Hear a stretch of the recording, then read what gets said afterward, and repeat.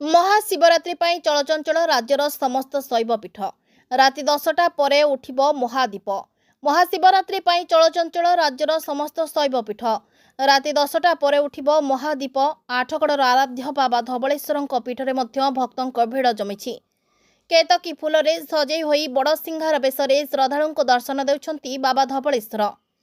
ବଲାଙ୍ଗୀରର ହରିଶଙ୍କର, ଢେଙ୍କାନାଳର କପିଳାସ, ଆରଡ଼ିର ଆଖଣ୍ଡଳମଣି, କୋରାପୁଟର ଗୁପ୍ତେଶ୍ୱର ପୀଠ ସमेत राज्यर समस्त शैवपीठରେ महाशिवरात्रि ପାଇଁ ସବୁ ପ୍ରକାର ବ୍ୟବସ୍ଥା କରାଯାଇଛି।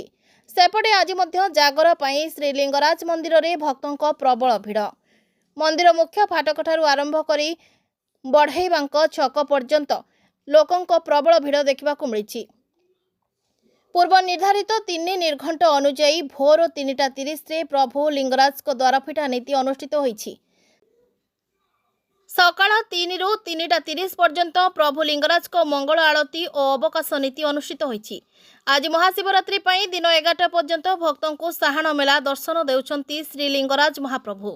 ପ୍ରଥମେ 3:30 ଦ୍ୱାରଫିଟା ନୀତିଠାରୁ ଆରମ୍ଭ କରି ସକାଳ 5ଟା ପର୍ଯ୍ୟନ୍ତ ସେବାୟତ ଓ ତାଙ୍କ ପରିବାର ଲୋକଙ୍କୁ ପ୍ରଭୁଙ୍କ ଦର୍ଶନ କରିବାକୁ ସୁଯୋଗ ମିଳିଥିଲା।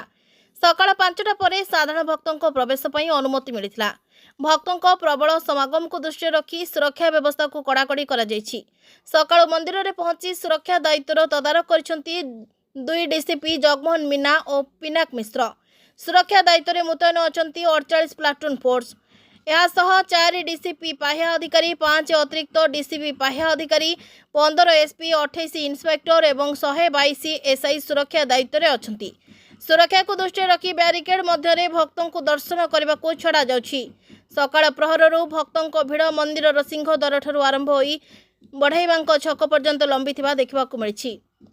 ଭୁବନେଶ୍ୱରରୁ ଜୟରାମ ସାହୁଙ୍କ ରିପୋର୍ଟ, ଓଡ଼ିଶା ଡିଜିଟାଲ।